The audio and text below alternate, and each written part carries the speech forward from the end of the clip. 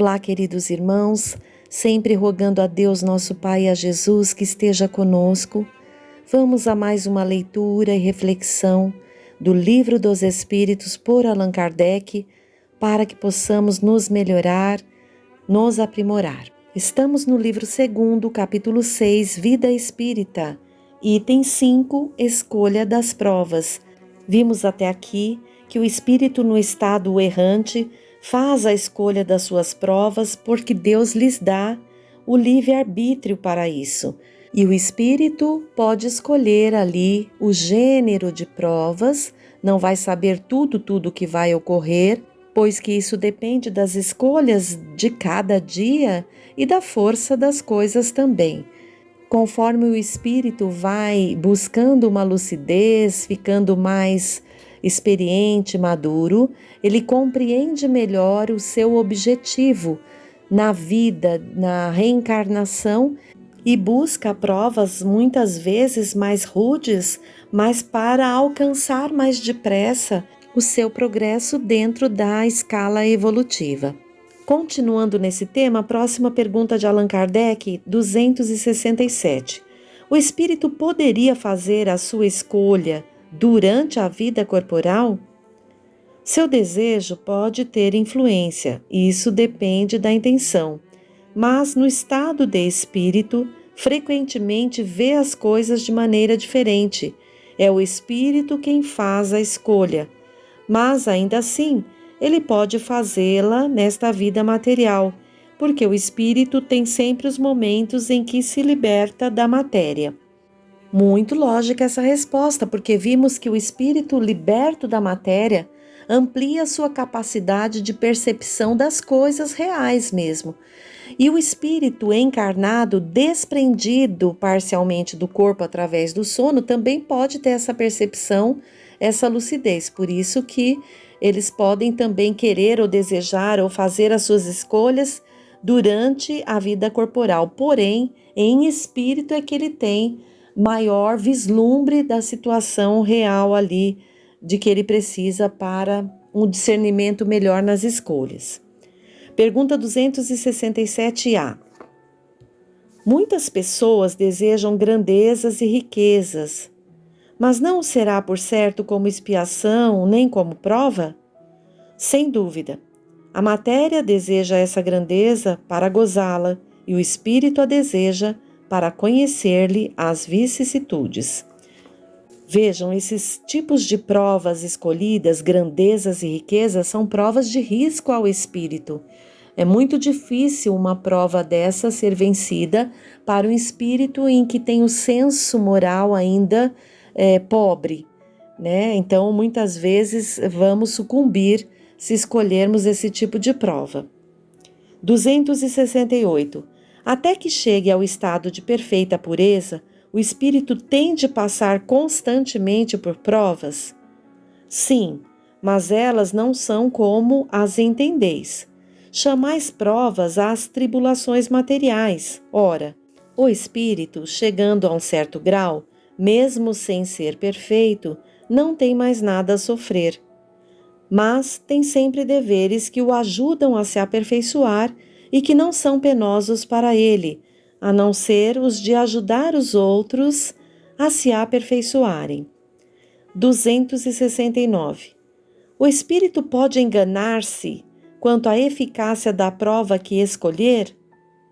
Pode escolher uma que esteja acima de suas forças e então sucumbe.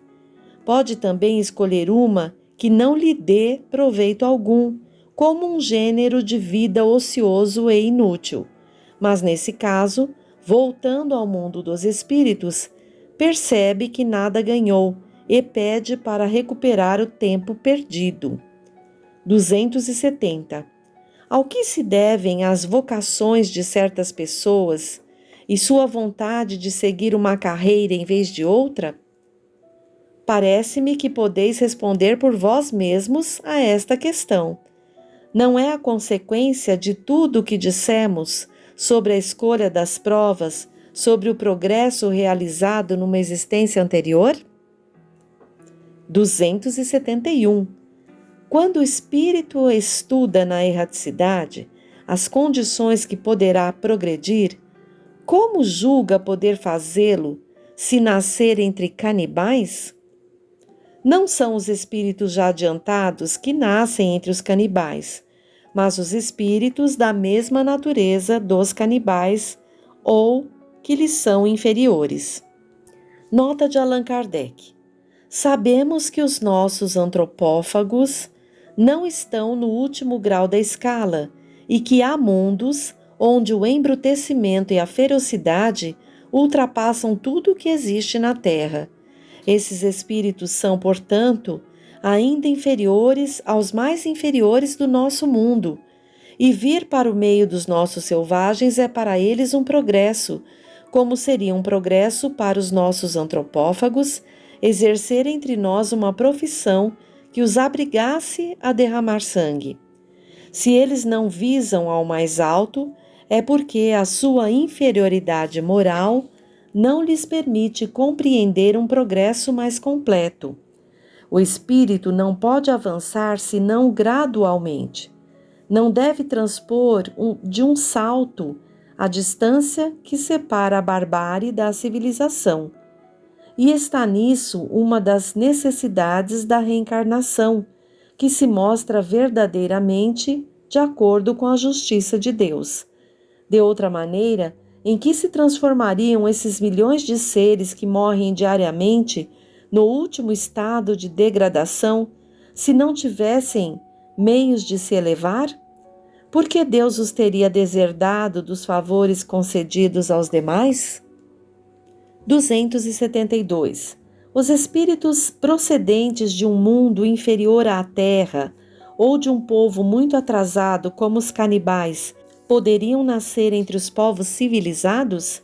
Sim, aos que se extraviam ao quererem subir muito alto, mas ficam deslocados entre vós, porque têm hábitos e instintos que se chocam com os vossos. Nota de Allan Kardec. Esses seres nos dão o triste espetáculo da ferocidade em meio da civilização. Retornando para o meio dos canibais, isso não será um retrocesso, pois não farão mais do que retomar o seu lugar e talvez ainda com proveito. 273. Um homem pertencente a uma raça civilizada poderia, por expiação, reencarnar-se numa raça selvagem? Sim, mas isso depende do gênero da expiação. Um senhor que tenha sido duro para os seus escravos poderá tornar-se escravo e sofrer os maus tratos que infligiu a outros. Aquele que mandou numa época pode, em outra existência, obedecer aos que se curvaram ante a sua vontade. É uma expiação se ele abusou do poder, e Deus pode determiná-la. Um bom espírito pode, para os fazer avançar, escolher uma vida de influência entre esses povos. Então, se trata de uma missão.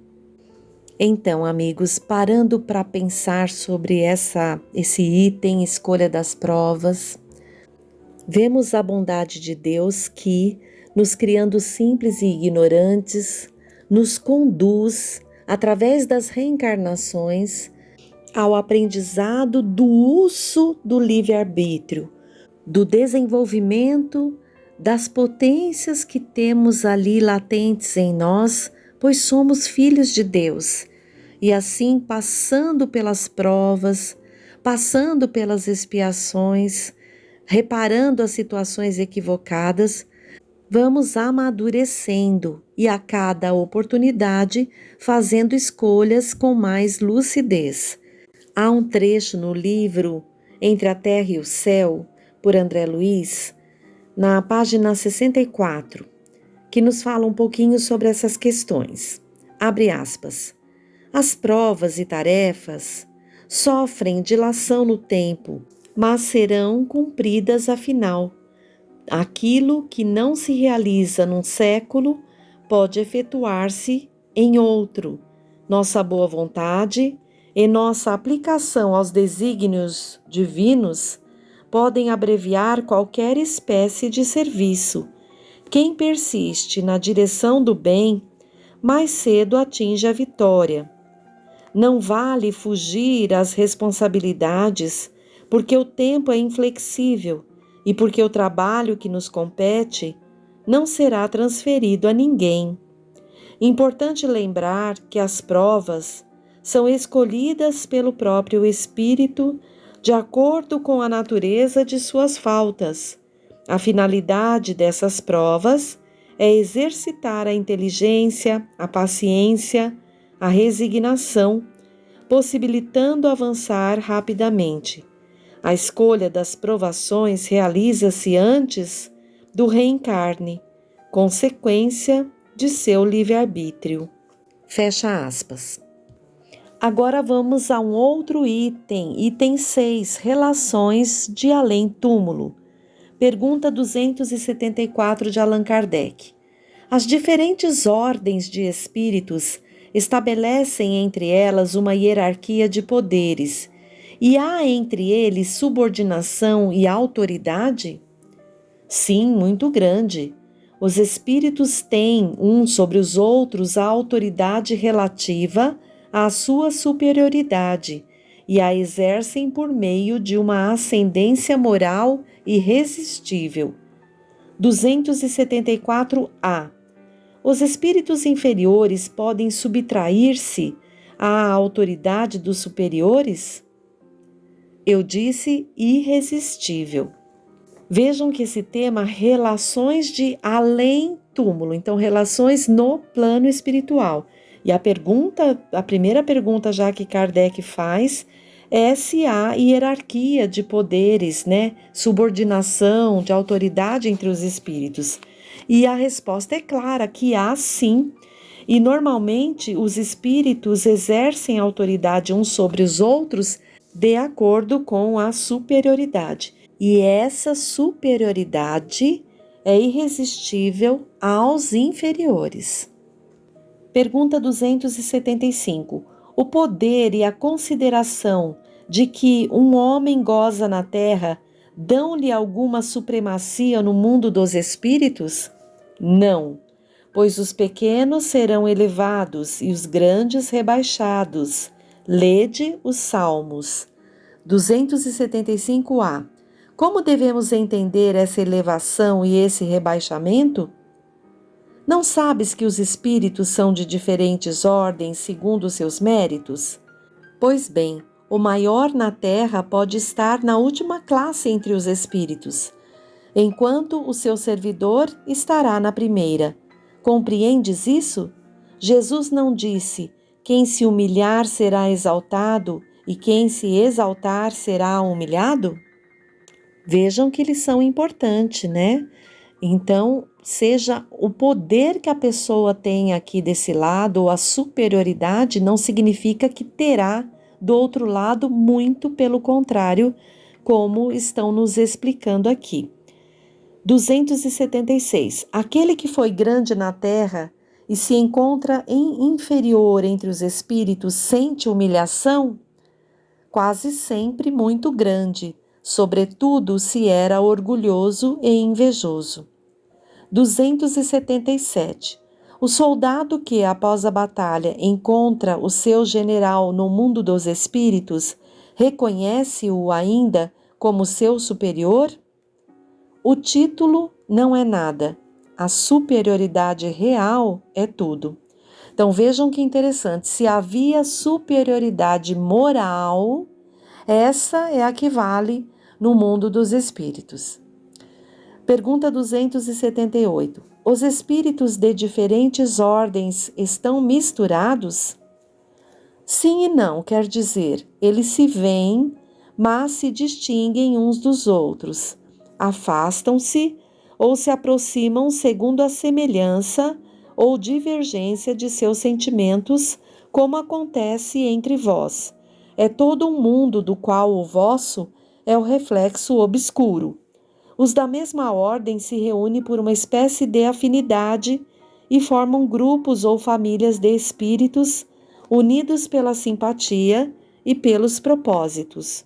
Os bons pelo desejo de fazer o bem, os maus pelo desejo de fazer o mal, pela vergonha de suas faltas e pela necessidade de se encontrarem entre os seres semelhantes a eles. Nota de Kardec: igual a uma grande cidade, onde os homens de todas as classes e de todas as condições se veem e se encontram, sem se confundirem, onde as sociedades se formam pela similitude de gostos, onde o vício e a virtude se acotovelam sem se falarem. Pergunta 279.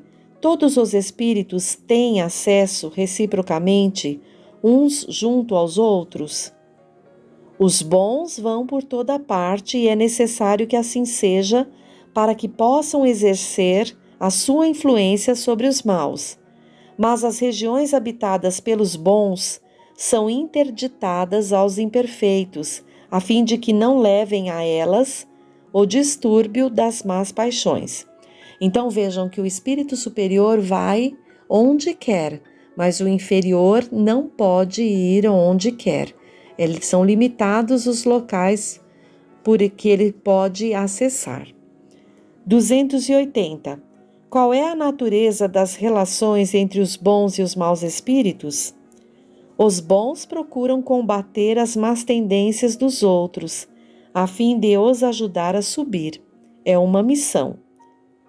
281. Por que os espíritos inferiores se comprazem em nos levar ao mal? Pelo despeito de não terem merecido estar entre os bons. Seu desejo é o de impedir, tanto quanto puderem, que os espíritos ainda inexperientes atinjam o bem supremo. Querem fazer os outros provarem aquilo que eles provam. Não vedes o mesmo entre vós? 282. Como os espíritos se comunicam entre si? Eles se veem e se compreendem. A palavra é material, é o reflexo da faculdade espiritual. O fluido universal estabelece entre eles uma comunicação constante. É o veículo da transmissão do pensamento, como o ar é para vós o veículo do som. Uma espécie de telégrafo universal que liga todos os mundos, permitindo aos espíritos corresponderem-se de um mundo a outro. Então vejam que os espíritos se comunicam pelo pensamento, enquanto nós encarnados precisamos da palavra que é material. 283. Os espíritos podem dissimular reciprocamente os seus pensamentos? Podem esconder-se uns dos outros? Não. Para eles tudo permanece a descoberto, principalmente quando são perfeitos. Podem distanciar-se uns dos outros, mas sempre se veem. Esta não é uma regra absoluta, porque certos espíritos podem muito bem tornar-se invisíveis para outros, se julgam útil fazê-lo.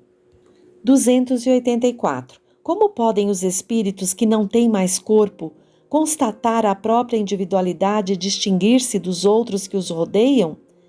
Constatam a sua individualidade pelo perispírito, que os torna seres distintos uns para os outros, como os corpos entre os homens. 285. Os espíritos se reconhecem por terem convivido na terra? O filho reconhece o pai, o amigo seu amigo? Sim, e assim de geração em geração. 285A. Como se reconhecem no mundo dos espíritos os homens que se conheceram na terra? Vemos a nossa vida passada e a lemos como num livro. Vendo o passado de nossos amigos e de nossos inimigos, vemos a sua passagem da vida para a morte. 286. A alma, ao deixar os despojos mortais, vê imediatamente os parentes e amigos a que precederam no mundo dos espíritos? Imediatamente nem sempre, pois, como já dissemos, lhe é necessário algum tempo para reconhecer o seu estado e sacudir o véu material. 287.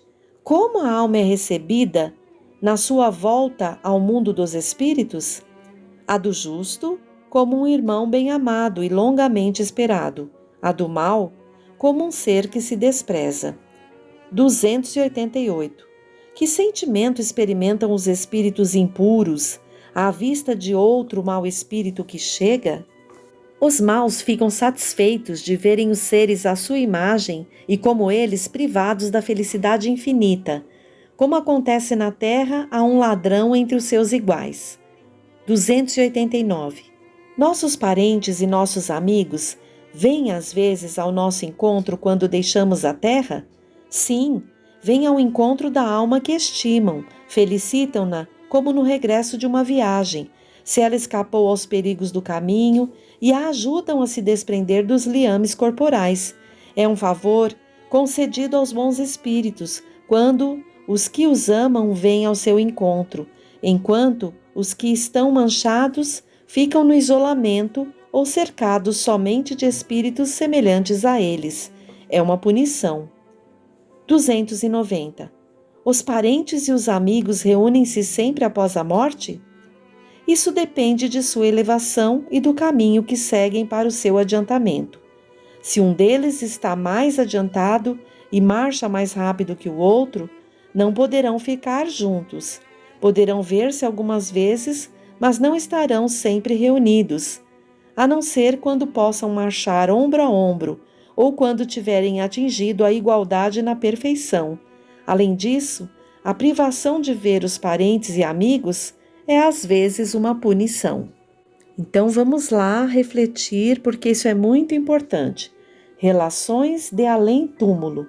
Há hierarquias no plano espiritual. Os espíritos superiores, no sentido moral, podem estar em qualquer lugar, mas os inferiores não acessam a qualquer lugar. Os vínculos morais, os vínculos mentais se mantêm no plano espiritual. Os espíritos que são bons buscam auxiliar aqueles que não são. Já os espíritos maus, inferiores, se comprazem buscando envolver aqueles que podem em maus pensamentos. No plano espiritual, o pensamento comunica, não é que nem aqui, onde precisamos das palavras materiais para nos comunicarmos, não é? E após o desencarne, o espírito nem sempre vê imediatamente parentes e amigos ali ou compreende o que aconteceu. Há um período de perturbação, né? Mas aquele que esforçou-se por cumprir, que se inclinou para o bem, tem sempre ali um grupo de espíritos que os esperam ali para o auxiliar, para o receber, enquanto que aqueles outros que buscaram muitas dificuldades, tem também os espíritos com dificuldades que irão recebê-los também. Há a lei de sintonia, né, de frequência vibratória, de sintonia mesmo da condição de cada um de nós. Por hoje ficamos por aqui. Até o nosso próximo encontro.